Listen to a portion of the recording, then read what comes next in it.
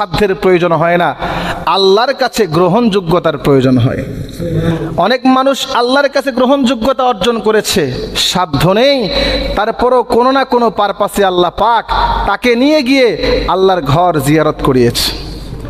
আল্লাহর কাছে গ্রহণযোগ্যতা হয়নি, সাধ্য ছিল, কিন্তু সে চেষ্টা করেও মৃত্যু পর্যন্ত আল্লাহর ঘর পর্যন্ত পৌঁছাতে পারেনি। এজন্য দোয়া করা দরকার যে আল্লাহ তুমি আমাকে তোমার ঘরের জন্য কবুল আর মঞ্জুর করে নাও। তারপরে আল্লাহ পাক কিভাবে এর জন্য ব্যবস্থা করবেন সেটা আপনি নিজেও কখনো কল্পনা করতে পারবেন। আল্লাহ পাক তার ঘরের জন্য আমাদেরকে কবুল আর মঞ্জুর করুন, সকলে বলে আল্লাহুম্মা আমিন। বলা হয়েছিল যে এই কাবা হলো সকল মুসলমানদের কিবলা, জীবিত হোক মৃত হোক সকলেই সবসময় ইবাদতটা কিবলামুখী হয়েই করতে হয়।